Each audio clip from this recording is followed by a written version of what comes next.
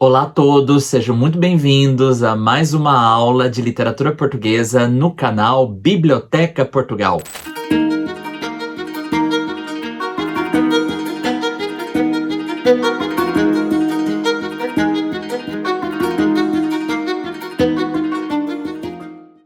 Não se esqueçam de inscreverem-se no canal para que possam receber todas as atualizações sobre as novas aulas que eu vou disponibilizar.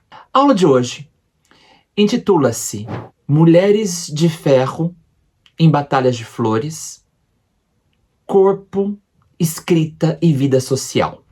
Esse é um trabalho acerca de um livro de crônicas do Antônio Ferro. Este livro, essa é a primeira edição, Batalha de Flores, que reúne um conjunto de crônicas que o então jornalista Antônio Ferro escreveu e publicou no jornal sidonista chamado O Jornal, um jornal que depois foi proibido, no Diário de Lisboa e na revista A Ilustração Portuguesa, antes do Antônio Ferro ir ao Brasil.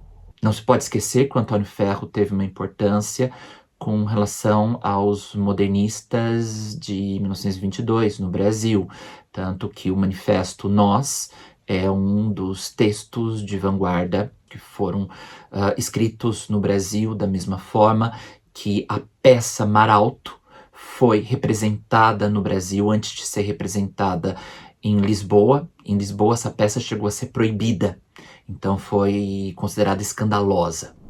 Bom, há muitas coisas sobre Antônio Ferro que muitas pessoas não sabem.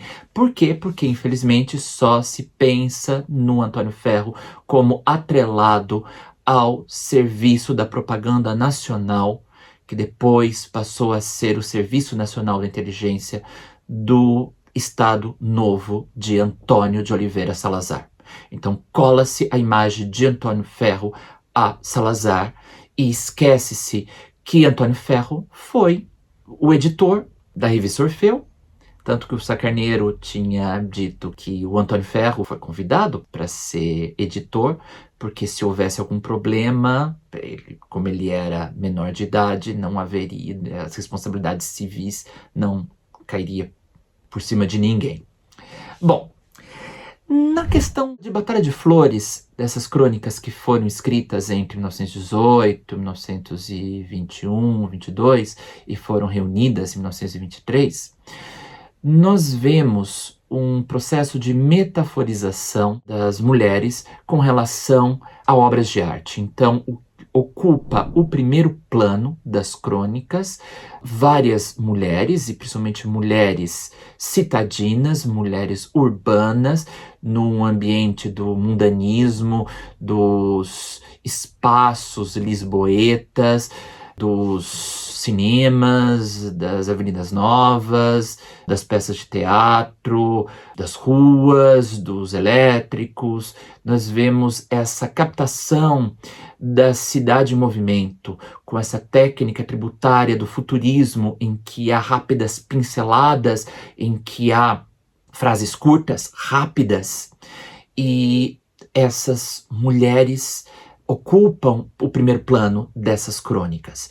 E podemos dizer que há imagens de mulheres, como também há mulheres em imagens, a ponto de que essas personagens femininas acabam por receberem um processo de metaforização do campo das artes, da mesma forma que as artes também são metaforizadas a partir de elementos do corpo feminino. Vamos analisar 3 crônicas, uma delas é Mademoiselle Esqueleto. Mademoiselle Esqueleto, segundo o narrador cronista, é o poema de Rollinat feito carne, por outra feito osso. Ou então é uma crônica póstuma de Laurent. Nós vemos aqui, nas afinidades eletivas de Antônio Ferro, autores da estética decadentista, como Rollinat, autor do livro Névrose, e Laurent, autor de várias crônicas sobre a vida mundana da Belle Époque. Então, ao mesmo tempo que há esses autores decadentistas, há essas técnicas de representação futuristas, então conjuga-se as vanguardas com essa tradição finicular deste cronista, que é ao mesmo tempo um cronista voyeur e um cronista flaneur. Ele é voyeur porque ele está a ver, ele está com o seu olhar, ele está a ver cada uma dessas mulheres e tudo o que acontece nessa grande cidade lisboeta. E ao mesmo tempo é o flaneur porque ele caminha, ele deambula pelas ruas de Lisboa. E para ver essas diferentes situações narrativas. Ele é um adivinho de gestos que entra num café para soletrar atitudes, e o espaço do café é um dos espaços de Mademoiselle Esqueleto em que há ciganos, em que há mulheres quimonizadas, e que ressalta em primeiro plano essa figura feminina da Mademoiselle Esqueleto, que é vista como um papiro que recebe várias metáforas relacionadas a essa mulher anoréxica, essa atriz anoréxica, magérrima, típica dos poemas de Rollinat, por isso que o narrador cronista menciona. E depois há um corte e uma montagem típica do processo cinematográfico, e que do café vai para certo palco em que essa dança macabra esculpida em osso, com o seu corpo como um punhal corso que deita sangue no ar. Mademoiselle Esqueleto é a cabeça de São João no corpo de Salomé. Conjugam-se aqui a imagem do santo, do São João Batista, com o corpo que baila o corpo de Salomé, que manda cortar a cabeça de São João Batista, e que baila e que seduz Herodes, como nós sabemos da história bíblica. E nós vemos aqui o arquétipo da femme fatale, da mulher fatal, desta mulher que seduz, dessa mulher que desfila pelas ruas da Baixa Lisboeta e acaba por atrair esses olhares, e nesse caso o olhar do sujeito da enunciação. Uma outra crônica é a crônica Première, que parte da seguinte premissa: o corpo de Mademoiselle Serpentina é um teatro. Tem então essa metáfora, o corpo e o teatro. Então, entre dois elementos há uma relação de intersecção. Com esses desdobramentos metonímicos deste corpo, as mãos são dois fauteuils de orquestra, dois fauteuils caros, difíceis de adquirir. O peito ondulante em balaustrada é um balcão de primeira ordem. A boca em friso é uma frisa avancée, a frieza dos empresários. O nariz complicado em saxofone é onde está situada a orquestra. Do nariz para cima fica o palco.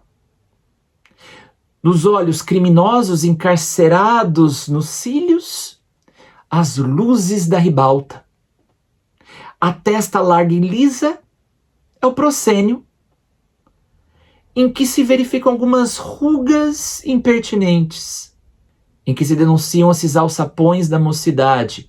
E é muito interessante perceber que dessas mulheres representadas por Antônio Ferro, muitas delas são representadas com a maquilhagem para disfarçar as rugas e os cabelos brancos.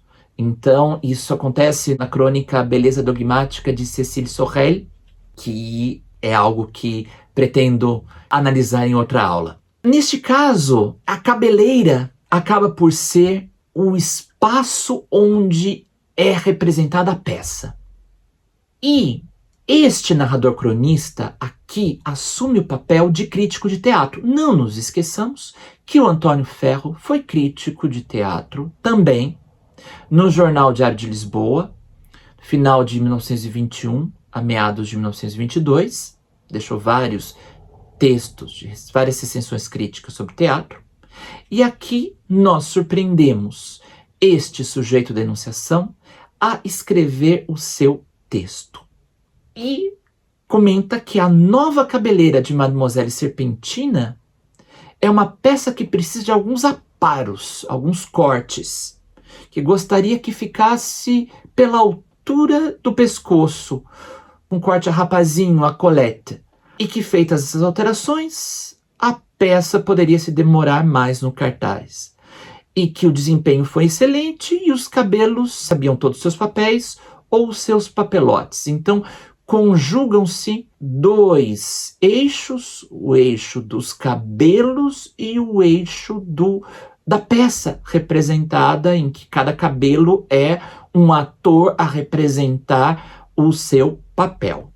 E por fim, na crônica Louvre, nós vemos as pulsões eróticas do narrador cronista no seu voyeurismo, nos meus olhos curiosos, abelhudos, que vão de quadro para quadro, avivando traços, diluindo as tintas, reforçando efeitos, neste sujeito de enunciação que se encontra na varanda do seu apartamento e que vê, espiona no horário, na hora do poente das 5 às 7, espiona as mulheres. E no prédio ao lado encontra, por exemplo, um quadro que lembra, uma mulher que lembra um quadro Manet, Edouard Manet. Um quadro que me perturba, que me detém a janela durante largas horas. Não lhe leio bem a assinatura, mas ia jurar que é de Manet. Trata-se de um retrato de mulher vigoroso, bem lançado, afogado em cor, ondas de cor, azul, vermelho e negro. Basta lembrar que Manet, ao contrário dos impressionistas que tiveram nele como um mestre, o Manet usava a cor negra na composição, como nós vemos, por exemplo, em Le Déjeuner sur l'herbe, em que o que incomoda, o que perturba, nós temos esses homens vestidos nesse piquenique e temos essa mulher nua que está a olhar-nos, a encarar-nos fixamente. E da mesma forma, em Olímpia, também há uma mulher nua, que é uma prostituta que acaba de receber flores e também olha para o espectador.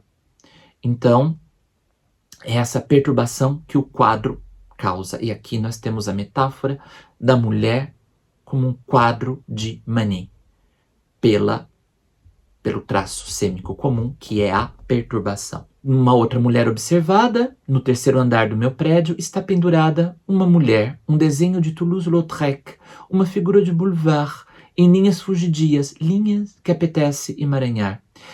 Nós sabemos que Toulouse-Lautrec é um artista plástico pós-impressionista e que utilizou muito das cores dos impressionistas e fez essas linhas fugidias. Então, é aquele espaço dos cabarés, dos clubes noturnos, em que há essas personagens, essas linhas que apetece emaranhar nessas figuras de boulevard, nesses espaços noturnos. Esta mulher, então, observada pelo narrador cronista, lembra uma figura de boulevard, lembra um quadro de Toulouse-Lautrec. Mas o que mais lhe chama atenção, que está fora do catálogo, uma Gioconda, autêntica Gioconda, tão verdadeira que até é em carne e osso. Essa Gioconda, que não é de Leonardo da Vinci, porque é de um Leonardo qualquer, está colocada pelas alturas do primeiro andar, com a expressão de sempre. A mesma doçura, uma doçura de corpo principalmente, o mesmo sorriso misterioso, enigmático, que ando há tempos a decifrar. Então, essa Gioconda, que não é a Gioconda do Leonardo da Vinci, mas de um Leonardo qualquer, essa mulher misteriosa, essa mulher que tem esse sorriso misterioso, enigmático, tal como a Gioconda do Leonardo da Vinci, que tem essa técnica do esfumato, que cria essas transições suaves, imperceptíveis entre essas cores, esses tons, essa luz, essa sombra, que acaba por eliminar esses contornos mais rígidos, e então o efeito fica um pouco mais esfumaçado, que essa é uma grande contribuição do Leonardo da Vinci para a história da arte. Então essa Gioconda, que é a que o narrador cronista Ando há tempos a decifrar. Ora bem, nós temos meus olhos curiosos abelhudos, me perturba. Linhas que apetece emaranhar, ando há tempos a decifrar. Há essa pulsão erótica que é sublimada na escrita, numa escrita que é revestida de metáforas, em que o corpo feminino acaba por servir como metáforas para as artes e as artes acabam por servirem de metáforas a este corpo feminino. Há uma escrita deste corpo feminino que acaba por representar essa encenação da vida lisboeta. O Antônio Quadros, filho do Antônio Ferro, comenta que o seu pai tinha uma fixação de um tipo especial de caracteres, que é a mulher moderna, neta da mulher vitoriana, livre e audaciosa na sua maneira de ser. Então, o que nós vemos são quase um desfile de mulheres, tanto atrizes como mulheres cotidianas, cada uma na sua diversidade. Nessas mulheres em imagens, nessas imagens de mulheres com essa metaforização que não deixa de, em última instância, ter essa preocupação com o próprio ato da escrita. É isso por hoje. Até a próxima.